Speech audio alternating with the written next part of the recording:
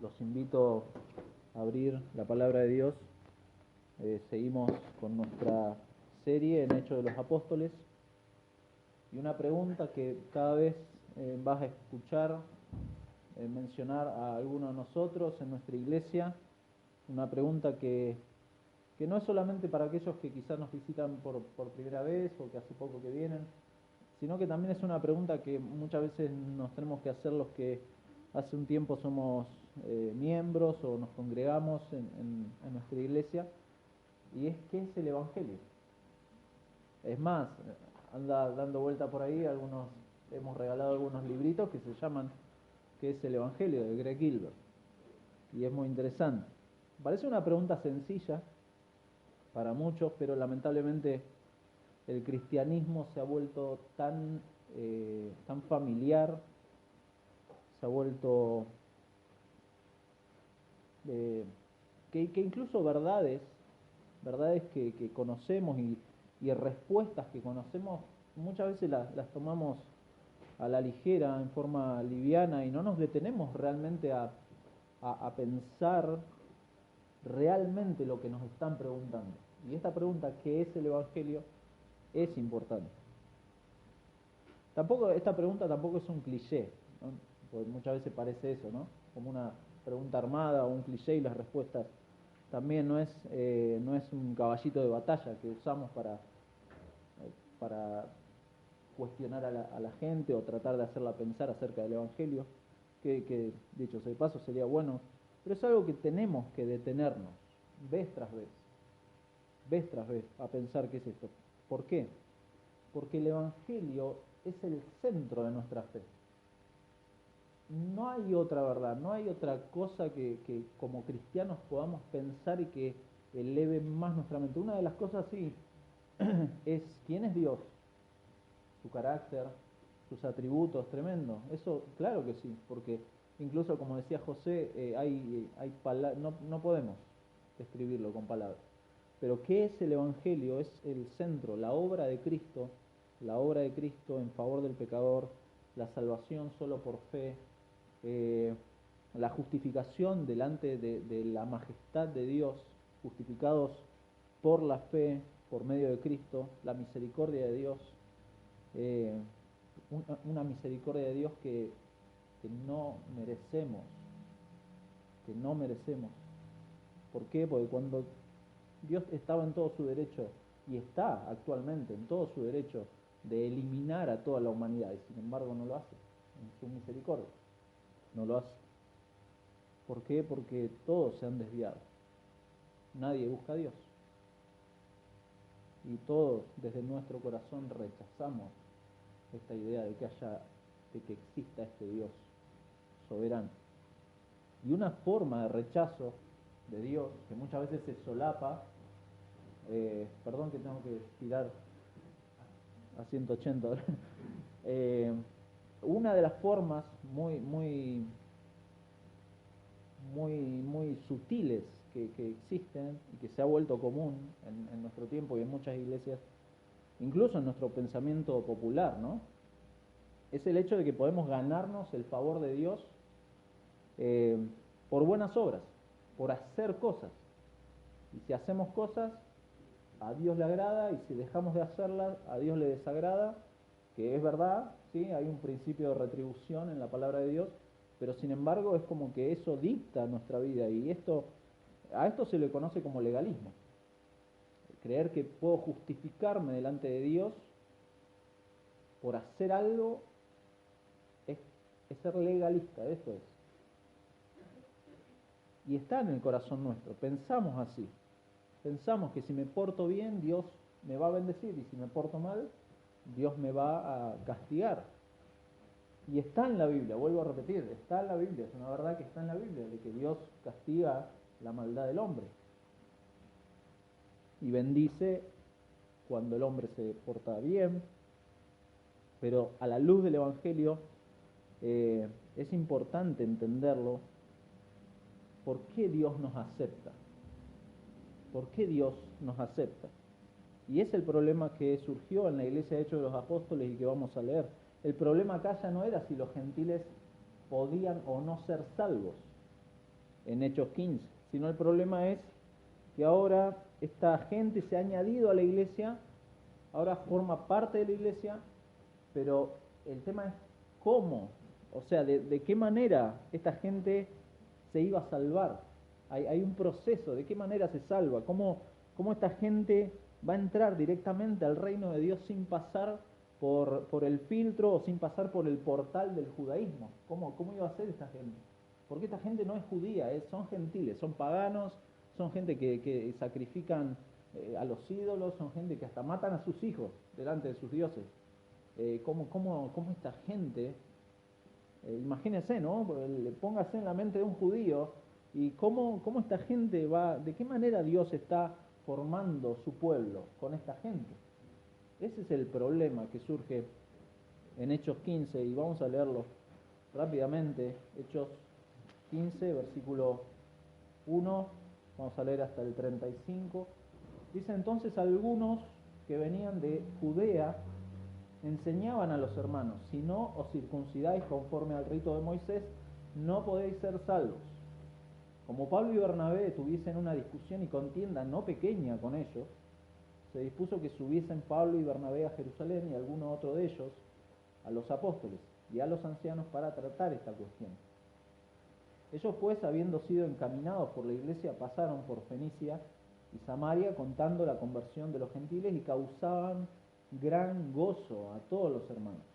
Y llegados a Jerusalén, fueron recibidos por la iglesia y los apóstoles y los ancianos y refirieron todas las cosas que Dios había hecho con ellos. Pero algunos de la secta de los fariseos que habían creído se levantaron diciendo: es necesario circuncidarlos y mandarles que guarden la ley de Moisés. Y se reunieron los apóstoles y los ancianos para conocer este asunto. Y después de mucha discusión, Pedro se levantó y les dijo: varones hermanos, vosotros sabéis cómo ya hace algún tiempo que Dios escogió que los gentiles oyesen por mi boca la palabra del Evangelio y creyesen. Y Dios, que conoce los corazones, les dio testimonio dándoles el Espíritu Santo, lo mismo que a nosotros, y ninguna diferencia hizo entre nosotros y ellos, purificando por la fe sus corazones. Ahora pues, ¿por qué tentáis a Dios, poniendo sobre la cerviz de los discípulos un yugo que ni nuestros padres ni nosotros hemos podido llevar? Antes creemos que por la gracia del Señor Jesús seremos salvos, de igual modo que ellos. Entonces toda la multitud calló y oyeron a Bernabé y a Pablo, y contaban cuán grandes señales y maravillas había hecho Dios por medio de ellos entre los gentiles. Y cuando ellos callaron, Jacobo respondió, diciendo: varones hermanos, oídme. Simón ha contado cómo Dios visitó por primera vez a los gentiles, para tomar de ellos pueblo para su nombre. Y con esto concuerdan las palabras de los profetas, como está escrito: después de esto volveré y reedificaré el tabernáculo de David, que está caído, y repararé sus ruinas, y lo volveré a levantar, para que el resto de los hombres busque al Señor, y todos los gentiles sobre los cuales es invocado mi nombre, dice el Señor, que hace conocer todo esto desde tiempos antiguos. Por lo cual, sigue hablando Jacobo, por lo cual yo juzgo que no se inquiete a los gentiles que se convierten a Dios, sino que se les escriba que se aparten de las contaminaciones de los ídolos, de fornicación, de ahogado y de sangre, porque Moisés desde tiempos antiguos tiene en cada ciudad quien lo predique en las sinagogas, donde es leído cada día de reposo. Entonces pareció bien a los apóstoles y a los ancianos con toda la iglesia elegir de entre ellos varones y enviarlos a Antioquía con Pablo y Bernabé, a Judas, que tenía por sobrenombre Barsabás, y a Silas, varones principales entre los hermanos, y escribir por conducto de ellos. Y esta es la carta: los apóstoles, los ancianos y los hermanos, a los hermanos de entre los gentiles que están en Antioquía, en Siria y en Cilicia, salud. Por cuanto hemos oído que algunos que han salido de nosotros, a los cuales no dimos orden, os han inquietado con palabras, perturbando vuestras almas, mandando circuncidaros y guardar la ley, nos ha parecido bien, habiendo llegado a un acuerdo, elegir varones y enviarlos a vosotros con nuestros amados Bernabé y Pablo, hombres que han expuesto su vida por el nombre de nuestro Señor Jesucristo. Así que enviamos a Judas, y a Silas, los cuales también de palabra os harán saber lo mismo. Porque ha parecido bien al Espíritu Santo y a nosotros no imponeros ninguna carga más que estas cosas necesarias, que os abstengáis de lo sacrificado a los ídolos, de sangre, de ahogado y de fornicación, de las cuales cosas, si os guardareis, bien haréis. Pasadlo bien. Así pues, los que fueron enviados descendieron a Antioquía y reuniendo a la congregación entregaron la carta, habiendo leído la cual se regocijaron por la consolación. Y Judas y Silas, como ellos también eran profetas, consolaron y confirmaron a los hermanos con abundancia de palabras.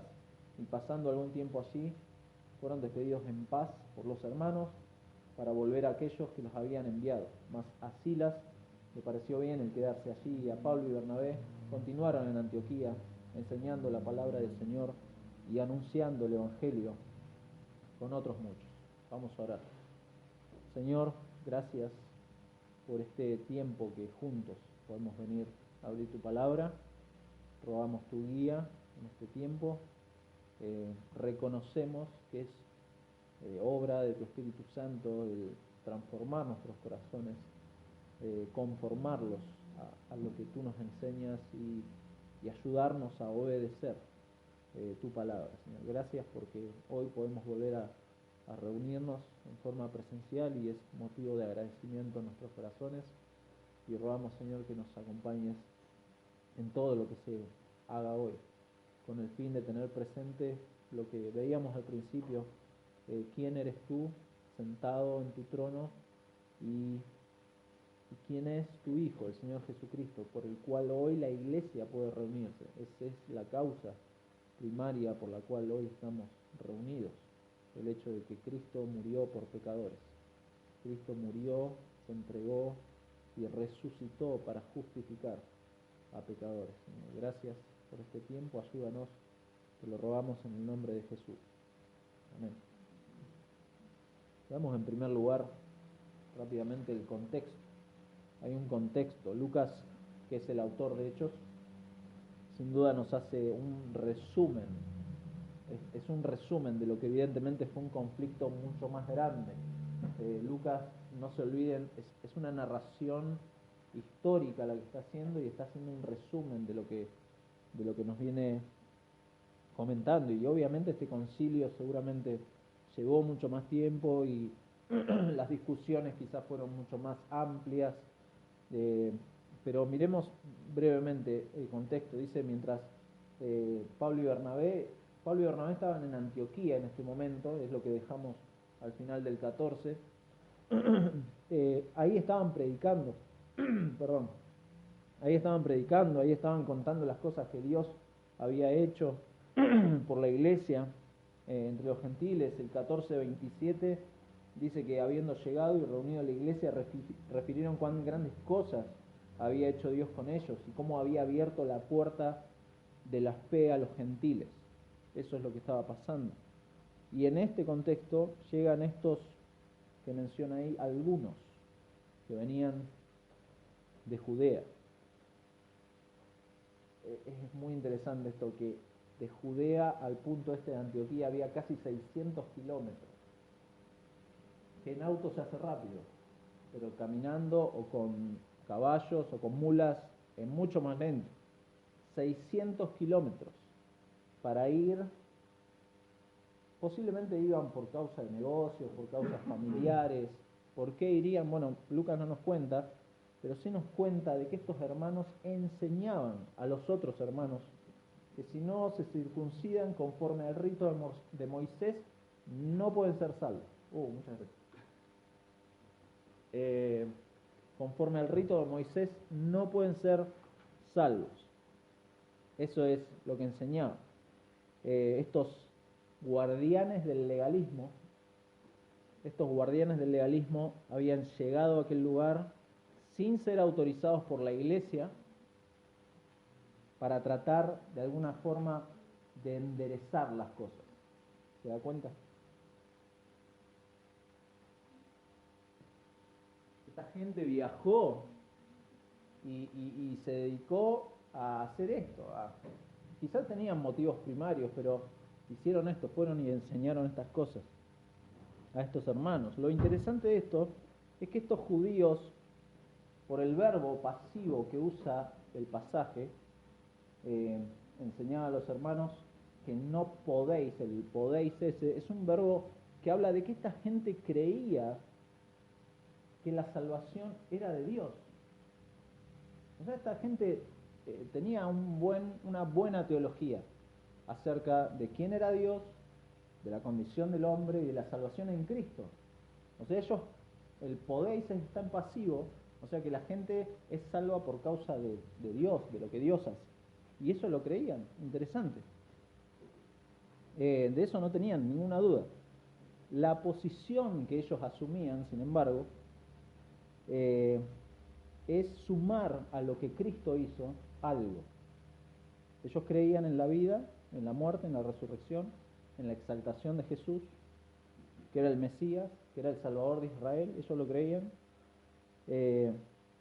Y creían que eso afectaba la calidad del pueblo de Dios, el pleno perdón de todos los pecados mediante la fe en Jesús. Eso lo creían.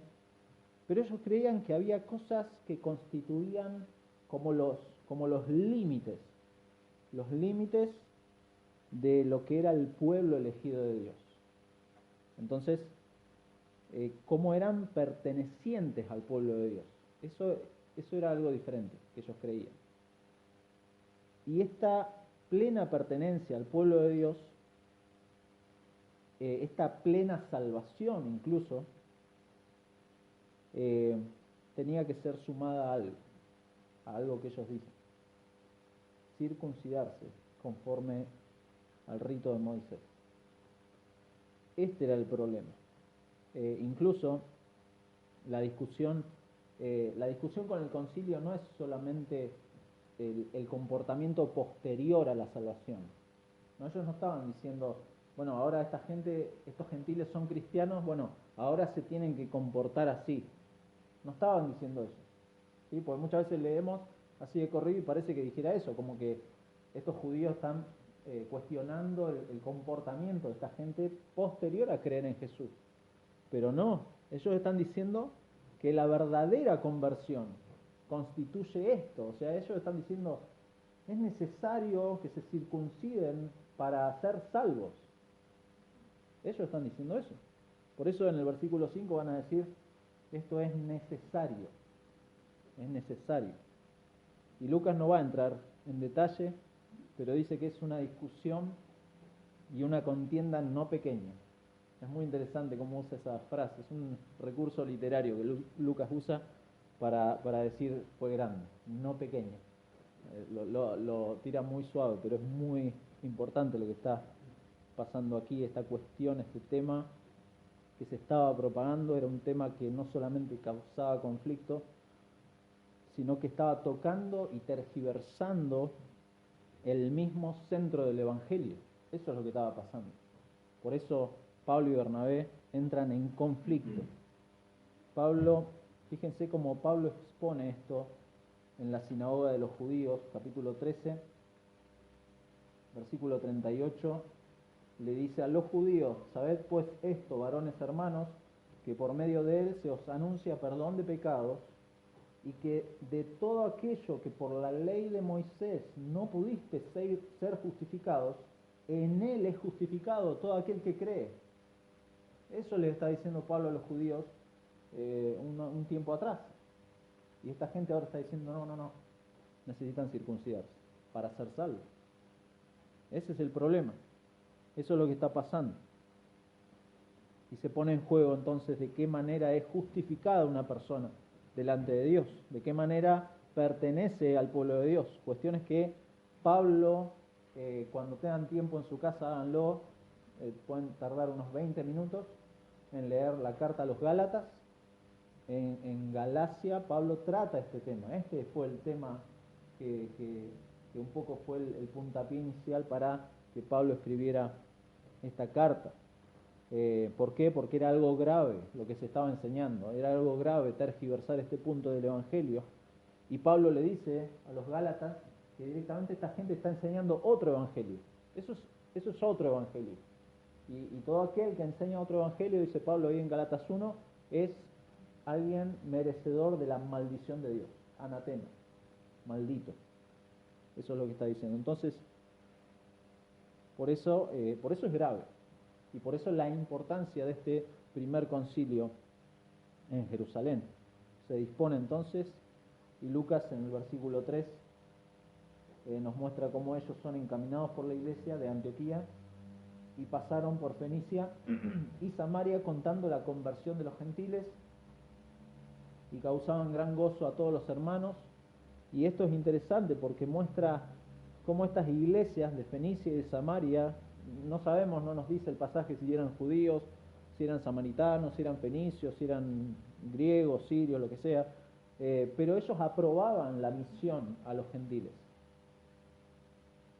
Y uno, como leyéndolo, se da cuenta de que hay como un apoyo público de esta misión a los gentiles. No hay ningún problema. El problema lo tenían estos judaizantes. Y en la conversión de estos gentiles, la iglesia no está exigiendo que se circunciden y que guarden toda la ley.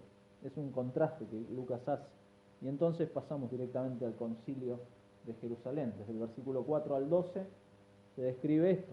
En primer lugar, versículo 4, nos muestra cómo fueron recibidos Pablo y Bernabé. Y destacamos acá que en el informe que ellos dan dice refirieron todas las cosas que Dios había hecho con ellos. Muy interesante porque es algo que se repitió, recién lo leímos en el 14:27, cuán grandes cosas había hecho Dios con ellos, y después lo va a repetir, fíjense, en el versículo 12, al final de cuando habla Pedro, contaban cuán grandes señales y maravillas había hecho Dios con ellos. Hay un énfasis, y este énfasis es que Dios es la causa de la conversión. Dios hace esto. Dios es la causa de la conversión, sea judío, sea gentil, Dios es la principal causa. Y esto cuando dice de que refirieron todas las cosas que Dios había hecho con ellos, acá los apóstoles no están tomando ventaja en la conversación y están diciendo esto para que digan, bueno, cualquier argumento contra esta práctica de no circuncidar equivale a cuestionar a Dios mismo. O sea, ellos no están adelantándose, no están teniendo una estrategia para adelantarse, sino que es algo que Pablo siempre estuvo convencido. Pablo siempre estuvo convencido de que Dios es el autor de la salvación. Dios y solo el poder de Dios puede mover el corazón de un judío, de un gentil, de un argentino, de un chileno, de quien sea, porque es Dios la causa de nuestra salvación. Él es el motor, Él es quien hizo todo. La salvación es del Señor. Y eso Pablo lo tenía muy bien claro. Si quieren leer en casa, el que esté anotando, 1 Corintios capítulo 1, versículo 18, hasta el capítulo 2, versículo 5, Pablo expone esto, justamente. Pablo pone en evidencia que lo único que él quiere hacer es predicar a Cristo crucificado. ¿Por qué? Porque él cree que la palabra de la cruz es poder de Dios, es locura, es tropiezo, pero para él es poder de Dios. Ahí mismo en 1 Corintios dice que nosotros estamos, por causa de Dios estamos en Cristo, no por causa nuestra. Por misericordia de Dios recibimos justificación, santificación y redención, por causa de lo que Dios hace. Y nuestra fe está, lo último que dice, que nuestra fe está fundamentada en el poder de Dios. Entonces, Dios es la causa del poder, de la salvación, de todo. Pero sin duda había acá otros que no lo creían así. Fíjense, versículo 5, algunos de la secta de los fariseos que habían creído, eran hermanos en la fe, venidos de la secta de los fariseos. Pero estos, como los del versículo 1, también querían imponer a los hermanos que se circunciden y que cumplan la ley, como condición para la salvación. No como algo para cambiar su comportamiento, sino como condición para la salvación. Y entonces el liderazgo de la iglesia, ahí lo seguimos leyendo, el liderazgo de la iglesia se reúne para conocer este asunto, para saber qué está pasando. Y algo que genera una larga reunión y nos dice ahí mucha discusión, mucha discusión. Y es una discusión que se extiende al día de hoy, lamentablemente. En muchas iglesias creen que la salvación es por fe más obras. El catolicismo lo cree así, pero lamentablemente muchos sectores del cristianismo evangélico también tienen dudas, serias dudas acerca de esto. Y eso es gravísimo, porque estamos hablando de un punto neurálgico de nuestra fe. Y no puede ser así.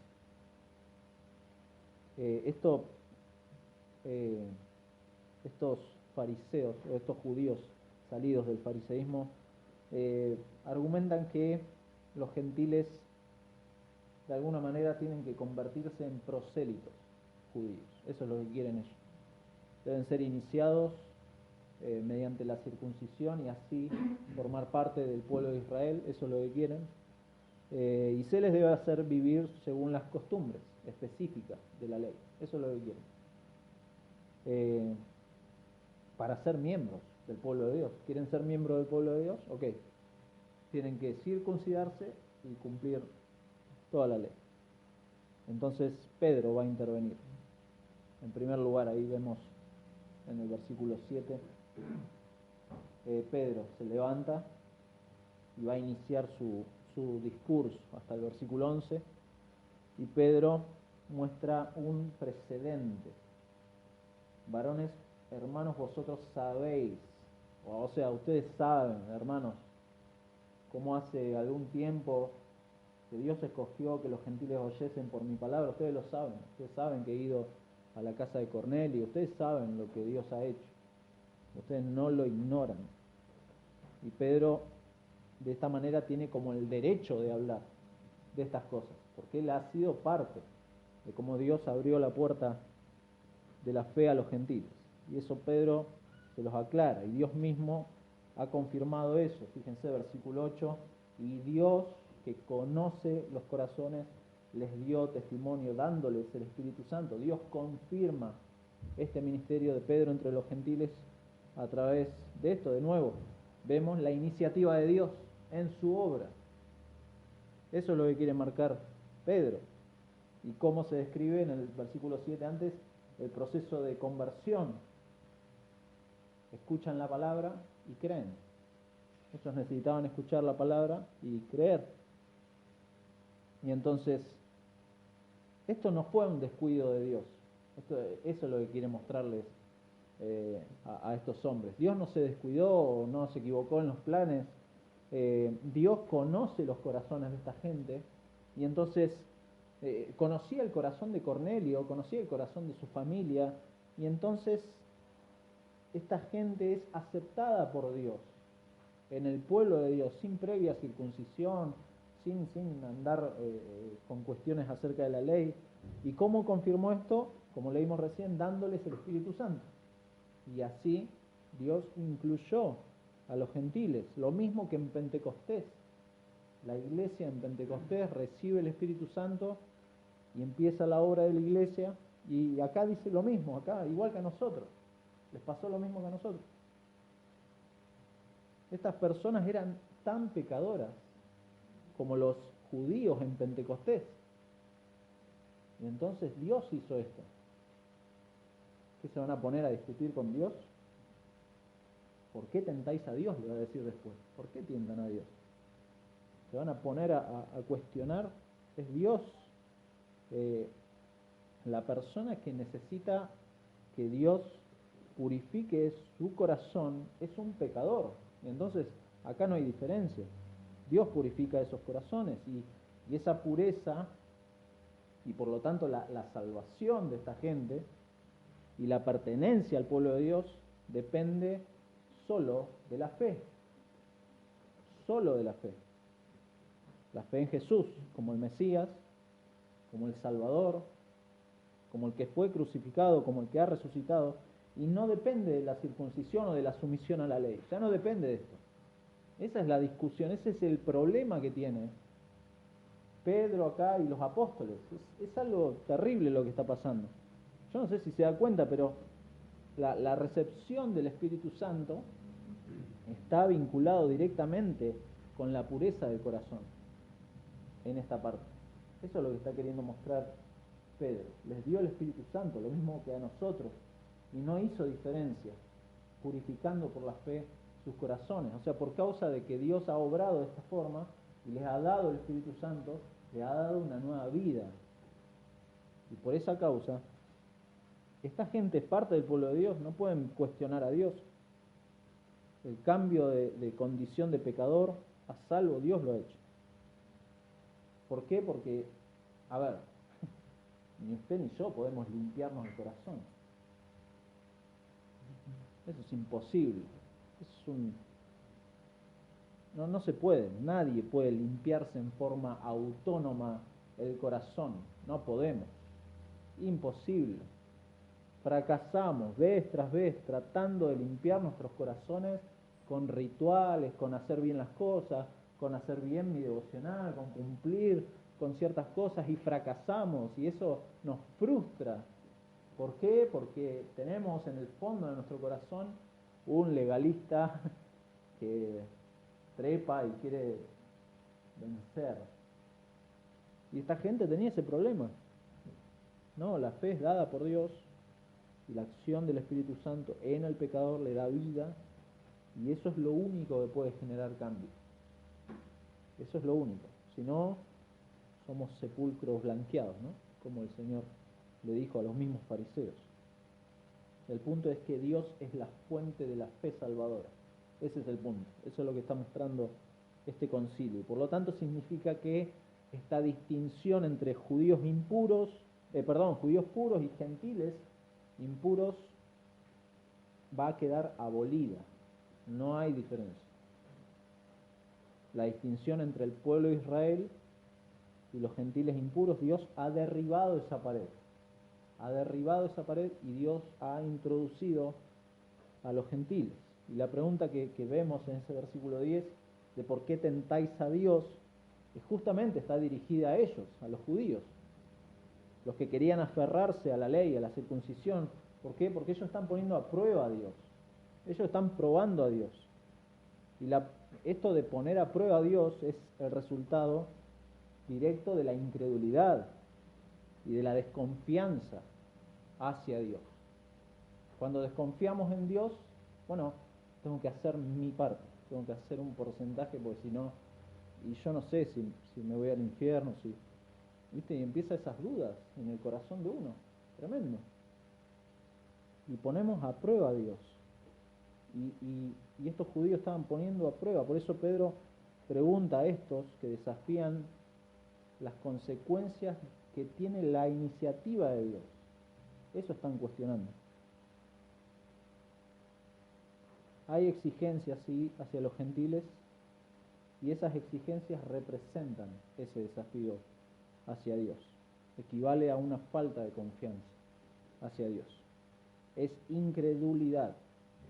Es incredulidad. Probar a Dios es provocarlo. Probar a Dios es provocarlo. Y es provocarlo con resultados potencialmente graves. Ya Ananías y Zafira, ahí en los primeros capítulos, probaron a Dios. Y ahí vimos resultados. Y su esta negativa a entender y aceptar a Dios, que ha limpiado los corazones de estas personas, esta negativa es una provocación. Es decirle a Dios, bueno, con fulano y mengano, Dios te has equivocado. O sea, creo que tendrías que exigirle un poquito más, que meterle algunas leyes, alguna cosita, exigencias. Sí, pues este me parece que es algo, sí, pero necesita como un apriete de tuercas para... Eso es lo que están diciendo los fariseos. Como que los gentiles, para entrar al pueblo de Dios, necesitan ser ajustados a través de que la circuncisión y la ley. Eso necesitan. Y con el versículo 11 ahí muestra el contraste, ¿no? Antes, O sea, nosotros antes creemos que por la gracia del Señor Jesús seremos salvos.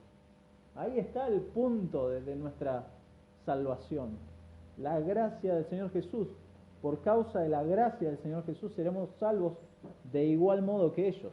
O sea, Pedro está diciendo, ellos ya son salvos, el problema lo tenemos nosotros. Creemos que por la gracia del Señor Jesús seremos salvos. Es como decir, cambió los roles acá Pedro, ¿no? No está cuestionando la cuestión de los gentiles, ahora está cuestionando al judaísmo. El judaísmo no está entendiendo la gracia del Señor Jesús, el contraste y el problema. Pretender ser salvos por medio de la ley es dejar a un lado la mismísima gracia de Dios. Y esto es imposible. Dios concede la salvación al ser humano mediante la gracia, mediante su gracia, y no de otra forma. No de otra forma. Es decir, por la muerte y por la resurrección de Jesús es que Dios está logrando esto. Dios está formando su pueblo mediante la obra de Cristo y su gracia. Dios es el autor de la salvación, lo hemos dicho, Él es la fuente de la salvación en Cristo, y el medio de la salvación que Dios otorga gratuitamente es su gracia.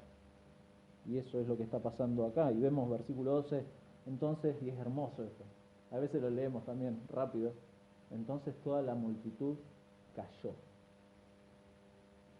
Se hizo un silencio. ¿Por qué? Porque este silencio está diciendo que, bueno, no hay argumento. Es la gracia del Señor Jesús la que salva a una persona. La discusión llegó a su fin. El discurso de Pedro es lo suficientemente claro para dejar sin argumentos a nadie. Nadie puede presentar algo. No hay argumentos frente a lo que Dios hace en una persona. Si una persona salva a un pecador, no hay argumentos. Dios hace su obra y la confirma por medio de grandes señales y maravillas, en este caso acá en Hechos. Grandes señales. Como dijimos en otras ocasiones, estas señales y estas maravillas eran la forma que Dios usaba en el tiempo de Hechos de los Apóstoles para confirmar su mensaje. No para que se siga haciendo esto o se haga, no sé, una noche de milagros, señales y etcétera. No. Dios hacía esto en Hechos, por el contexto de Hechos, por el hecho de que no estaba escrita las Escrituras como las tenemos nosotros, y nosotros tenemos la revelación especial, completa en su palabra, y hoy no necesitamos estas señales y maravillas, pero sí vemos la gloria de Dios, la gracia de Dios en la transformación de vida de una persona. Eso es maravilloso. Eso es más que una señal. Eso es mucho más que un milagro. Una vida transformada. Del 13 al 21 se ve termina el discurso de Pedro, termina Pablo y Bernabé de contar estas maravillas y señales, como Dios estaba obrando en los gentiles, y entonces Jacobo es el hermano de Jesús, no es el Santiago de los apóstoles, sino que este hombre era uno de los principales, era un anciano en la iglesia de Jerusalén, y en esta época ya era un líder reconocido en la iglesia, y toma la palabra, y la toma haciendo referencia a lo que Pedro dijo, porque el 14 nos dice, Simón ha contado cómo Dios, o sea, estoy tomando en referencia a lo que Pedro ha dicho y fundamento, lo que voy a decir lo voy a fundamentar en lo que Pedro dijo. Y también Jacobo, que se traduce en otros lugares como Santiago, también está de acuerdo en que Dios actúa en la conversión de los gentiles, y está de acuerdo en que los gentiles creyentes en Jesús no necesitan ser circuncidados ni sometidos a la ley. Es más, Dios mismo dice, está formando su iglesia también entre los gentiles. Dice ahí la frase, tomar de ellos pueblo para su nombre. Entonces está pasando eso, Dios lo hace así, y entonces esa frase cobra un sentido diferente. Israel ya no puede definirse en sentido de etnia o de cultura, sino que Dios está formando a su pueblo. Israel se está definiendo en términos de la fe en Jesús como el Mesías y el Salvador crucificado, resucitado y el exaltado Señor de Israel. Dios está integrando a su pueblo, gente que no era su pueblo. ¿Se da cuenta? El Señor Jesús, ahí en Juan, capítulo 10, del 14 al 16, dice: yo soy el buen pastor. Yo soy el buen pastor y conozco mis ovejas y las mías me conocen, así como el Padre me conoce y yo conozco al Padre y pongo mi vida por las ovejas. También tengo otras ovejas, mis ovejas. Tengo otras ovejas que son mías también, que no son de este redil, Israel. Aquellas también debo traer. También voy a invitarlas a que abran la puerta de su corazón. No, también debo traer, las tengo que traer porque son ovejas y son mías y las debo traer y oirán mi voz, y habrá un rebaño y un pastor. Nuestro Señor Jesús, porque Él dijo: yo soy el buen pastor. Y entonces del 15 al 18, Jacobo va a citar a un profeta, a Amós, para fundamentar lo que está diciendo. Y lo que Pedro también ha comentado anteriormente, puntualmente los gentiles, no vamos a hacer una explicación del pasaje de Amós, lo pueden ver en sus casas también, Amós 9, 11 y 12 es el pasaje, pero puntualmente acá está diciendo que los gentiles incircuncisos ahora se convierten en pueblo de Dios. Eso es lo que está diciendo. Volveré, reedificaré el tabernáculo de David, está hablando del templo que está caído, y repararé sus ruinas y lo volveré a levantar para que el resto de los hombres busque al Señor, y todos los gentiles sobre los cuales es invocado mi nombre, dice el Señor, que hace conocer todo esto desde tiempos antiguos. Esto es lo que está haciendo el Señor. Dios está cumpliendo su promesa, eso es lo que está pasando. Dios lo está haciendo. Santiago está entendiendo acá que el profeta Amós predice que el estatus de esta alianza y los privilegios de Israel se van a extender a las naciones gentiles. Eso está diciendo. Eso está pasando acá. Es decir, los gentiles van a pertenecer a Jehová como gentiles, sin circuncidarse, sin convertirse en prosélitos judíos. Estas palabras se refieren a la reconstrucción del templo mesiánico que va a proporcionar un fundamento teológico en lo que están defendiendo acá esta gente. Eso es lo que están presentando. El plan de Dios incluye entonces la integración de los gentiles, sin tener que convertirse en circuncidarse o empezar a cumplir con todas las estrictas leyes.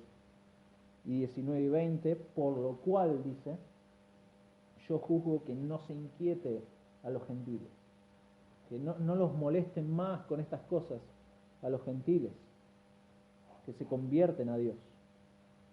Los gentiles deben dejar de ser molestados con estas cosas, son cuestiones innecesarias. Eso es lo que quiere decir no se inquiete. Que no se inquiete es que no son cuestiones mínimas e innecesarias. Entonces Jacobo tiene la misma postura que Pedro, y entonces se da por resuelta esta primer parte como con fundamentos teológicos acerca de lo que está pasando con los gentiles. Esa es la primera parte.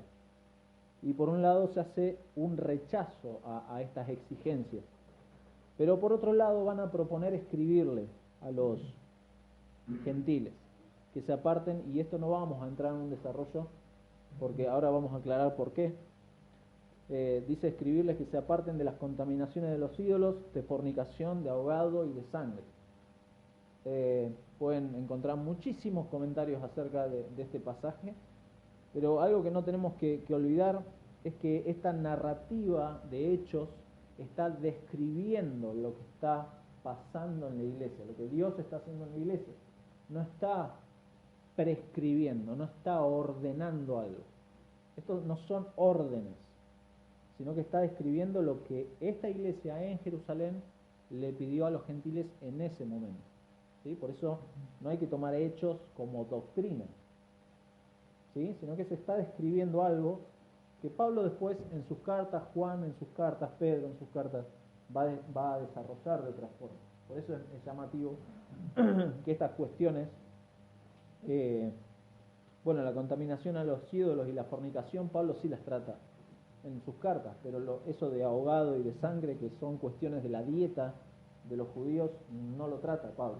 Al contrario, está más en contra. Pero en primer lugar, habla de contaminaciones a los ídolos, que son los alimentos de los cultos paganos, era eso.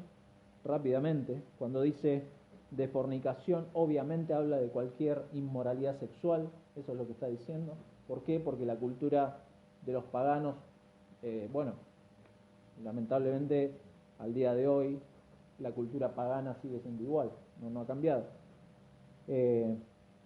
Y después habla de ahogado y de sangre, que son las leyes dietéticas de los judíos. Lucas no se pone a desarrollar el motivo de por qué se eligieron esos temas, pero sí se establece acá en este relato como requisitos mínimos de compañerismo. ¿Por qué? Porque la libertad en Cristo no nos da el derecho de pecar ni de ofender a otros. Eso es lo que están planteando esta gente.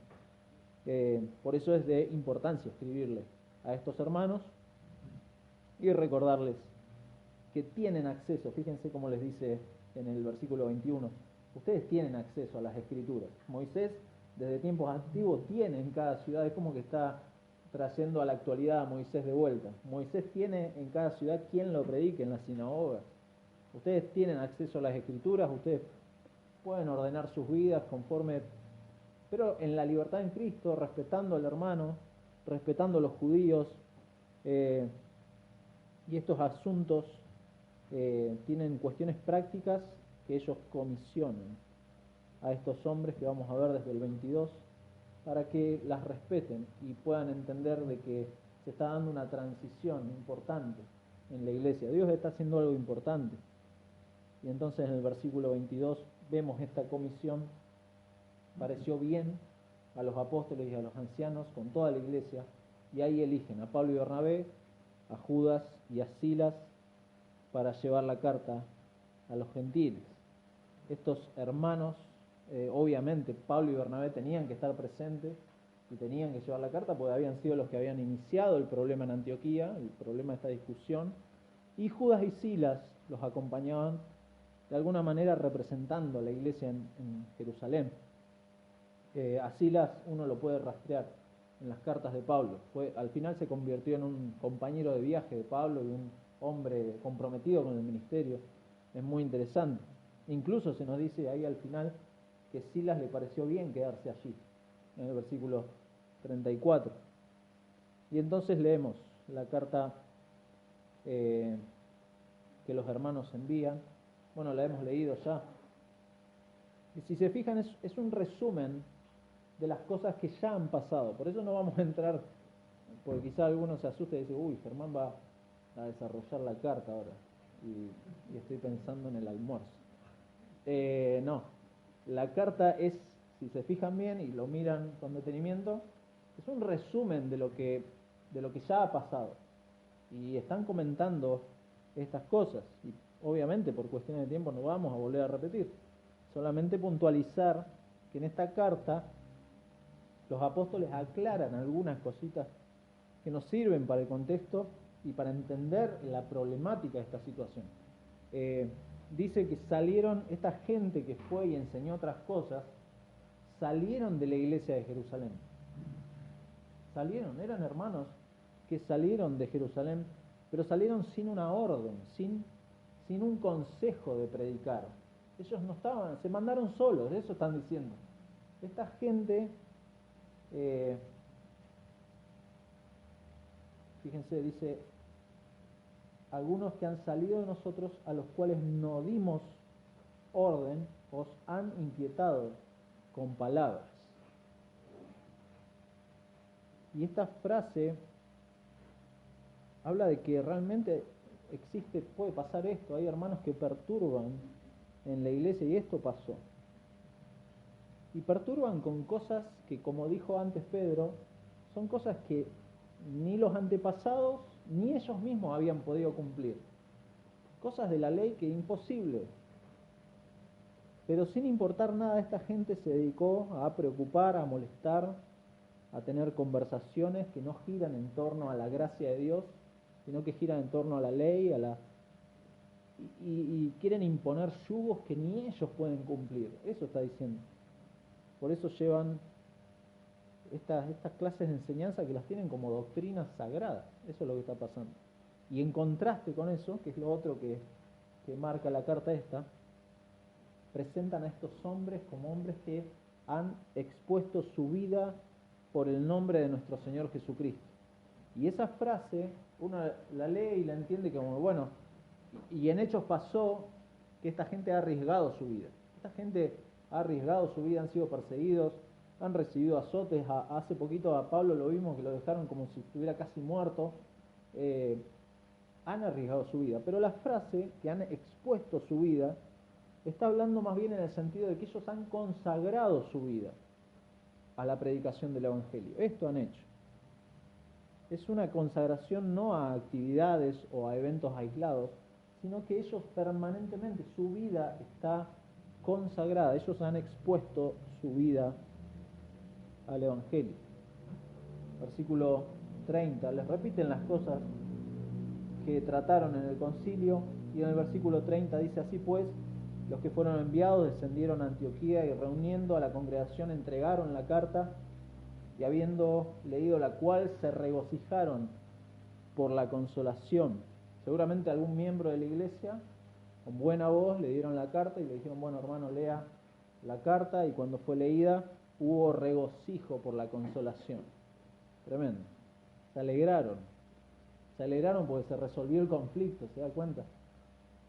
Se alegraron, hubo gozo, porque no solo se resolvió el conflicto, sino porque se resolvió en forma unánime. Ya no era un problema, porque han dejado a un lado estas exigencias que tenían hacia los cristianos, y cosas que eran carga para ellos.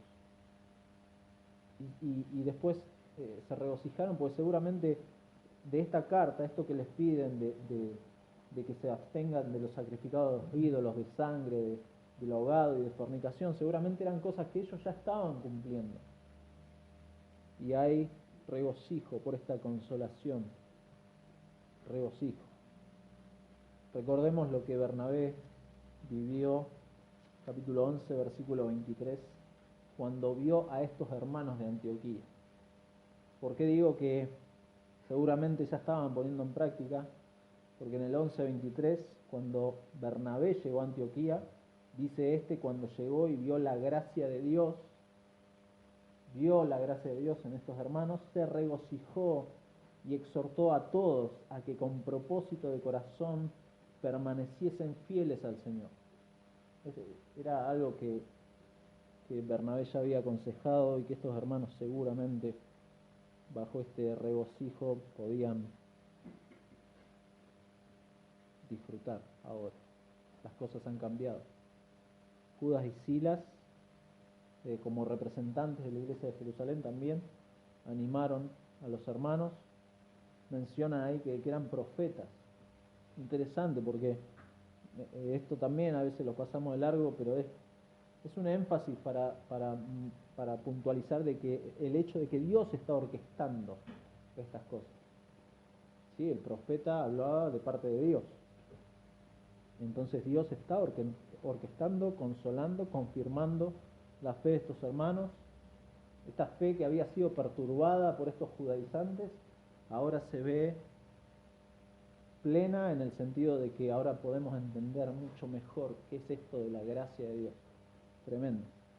Y el relato termina dándonos un breve contexto y un cierre, una resolución armoniosa. Si se dan cuenta, es muy, muy lindo verlo, que pasando algún tiempo fueron despedidos en paz por los hermanos, para volver a aquellos que los habían enviado. mas Silas le pareció bien el quedarse allí. Le pareció bien, quiso quedarse con los hermanos y seguir trabajando con ellos. Y Pablo y Bernabé continuaron en Antioquía enseñando la palabra del Señor y anunciando el Evangelio con muchos otros. El pasaje básicamente afirma que la fe en Jesús, este es el punto del pasaje, la fe en Jesús y la gracia del Señor son la base para la salvación. No otra cosa, no hay que sumarle otra cosa. Afirma que Dios ha autentificado la misión gentil en la que se nos dice que los gentiles no necesitan hacerse prosélitos judíos. Y afirma que los cristianos gentiles, ahora cristianos, son miembros del pueblo de Dios. Lo son. Adoran a Dios en este templo del Israel restaurado, que es de alguna manera la comunidad mesiánica que Dios está formando. Pero ¿de qué manera, nos preguntábamos al principio, de qué manera Dios está formando a su pueblo? Y lo hemos dicho y espero que sea el punto y la idea que se puedan llevar esta mañana. Las personas son salvas por la gracia del Señor. Cualquier persona a la que usted le predique el Evangelio, si se salva no es por su oratoria, no es porque usó una estrategia bonita, sino porque la gracia del Señor llegó a esa vida y Dios abrió los ojos y Dios cambió el corazón. Dios lo hace. Uno es testigo, fiel testigo, porque tiene que ser fiel a lo que el Evangelio enseña, pero la persona se salva solo por la fe y solo por la gracia de Dios. Es un punto que parece obvio, ¿no? Sí, hermano, obvio. Parece, claro que sí, claro que la persona se salva, parece obvio, pero incluso como cristianos muchas veces olvidamos la gracia de Dios y la dejamos a un lado. Ponemos el caballo detrás del carro. Queremos modificar conductas en la gente. Queremos darles consejos para tener familias sanas, que sean los mejores ciudadanos, que formen parte de la iglesia para que los demás vean este estilo de vida. Y así mucha gente se involucra en las iglesias. Es tremendo, pero la gente se involucra en las iglesias y hasta creen que son cristianas por cumplir ciertos requisitos, por ir a determinadas reuniones, cumplir con determinadas tareas, pero no han sido regenerados por Dios, no son salvos, no tienen el Espíritu Santo. Sus corazones no aman a Dios y no aman a Cristo. Por eso es importante preguntarse qué es el Evangelio. Es muy importante, es una pregunta que parece sencilla y obvia, pero es importante. Y es una pregunta que uno tiene que contestar, no a otros, pero tiene que contestarse en su corazón. No para saberse un libreto o para saberse las frases, sino para afirmar convicciones. Uno cree en esto, que es el Evangelio, un examen de nuestra fe. Necesitamos examinar nuestra fe. Un comentarista dijo: agregar algo a Cristo como necesario para la salvación, por ejemplo la circuncisión o cualquier otra obra humana, es negar que Cristo sea el Salvador completo. Estamos negando que Cristo es el Salvador completo. Es poner algo humano a la par con Él, convirtiendo eso en el punto final. Y eso es fatal, es fatal. Un puente hacia el cielo que se construye solo del 99% de Cristo y 1% de algo humano, se rompe en la unión y deja de ser un puente. Y nadie lo expresó mejor que Pablo. Vamos a Efesios para ir terminando. Efesios, capítulo 2, versículo 4. Pero Dios, que es rico en misericordia, por su gran amor con que nos amó, aún estando nosotros muertos en pecados, nos dio vida juntamente con Cristo. Por gracia sois salvos y juntamente con Él nos resucitó y asimismo nos hizo sentar en los lugares celestiales con Cristo Jesús para mostrar en los siglos venideros las abundantes riquezas de su gracia en su bondad para con nosotros en Cristo Jesús, porque por gracia sois salvos por medio de la fe, y esto no de vosotros, pues es don de Dios, no por obras para que nadie se gloríe, porque somos hechura suya, creados en Cristo Jesús para buenas obras, las cuales, de nuevo, Dios preparó de antemano para que anduviésemos en ella. Así lo expresó Pablo. Ese es el primer punto. Y el segundo punto, y muy breve, ¿qué es lo que vimos en esta iglesia? La iglesia también debe contender activa y decididamente por la verdad. Debe contender por la verdad. Estos cristianos judíos exigían cosas que no solo eran un problema, sino que eran una contradicción al Evangelio. Y hay cosas que son contradictorias al Evangelio que no podemos aceptar como iglesia, como cristianos. No son negociables. Por eso, como iglesia estamos estableciendo las bases de lo que creemos y de lo que afirmamos con ese fin, no para andar peleando por amor a la pelea, por amor al debate, no, sino para evitar eso, para ser fieles a las verdades que hemos aprendido y que están en la palabra de Dios. Pero la iglesia, más en este tiempo, debe mantenerse firme en la verdad del Evangelio. No podemos negociar eso. Firmes en la verdad del Evangelio, dispuestas a contender activamente por la fe.